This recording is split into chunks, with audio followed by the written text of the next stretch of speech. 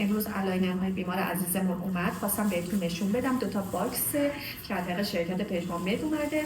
همطور که میبینید حالا یه کاتالوگی که حالا بحث طرح درمانش اینا بود که داده بودیم بهشونه و بعد اینا در حقیقت برای این بیمار ما حدوداً 55 تا دونه آلاینر لازم داره برای اینکه دندانش مرتب بشه که شما فکر کنید ببینید هر یه دونهش توی یکی این پک‌ها هستش که ما به بیمار میدیم و بیمار باید استفاده بکنه که شماره بندی داره و تا 55 تا هست و همونطور که میبینید و حالا خب خوبیش اینه که نامرئی دیده نمیشه، آلاینرهای شفافه و بیمار خیلی خوب میتونه ازش استفاده بکنه. فقط نکته‌ای که وجود داره اینه که حتما باید بیمار 20 ساعت تا 22 ساعت از این آلاینرها استفاده کنه. اگه استفاده نکنه نتیجه‌ای نمیگیره.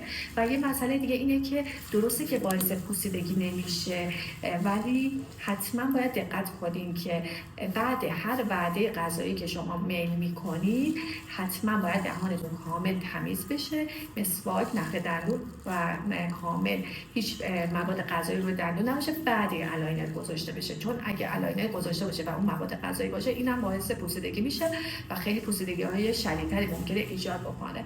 ولی اگه شما درمانی آلاینر هستید و میتونید 20 ساعت 20 تا 22 ساعت اینو استفاده کنید و بهداشتتون هم رعایت بکنید و یه مسئله دیگه اینه که باید مواظبشون باشین چون اینا به راحتی گم میشن، شکسته میشن.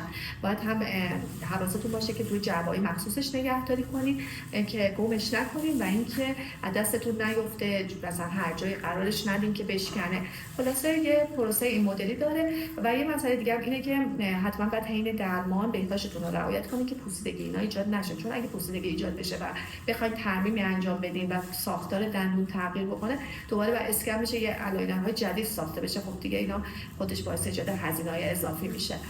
ولی خب اگه همه شرایط اوکی باشه خیلی ارتودنسی خوبیه چون نامرئیه، راحت میتونید در بیارین غذاتون رو بخورین و بعدش هم بهداشتتون رو راحت میتونید رعایت کنید.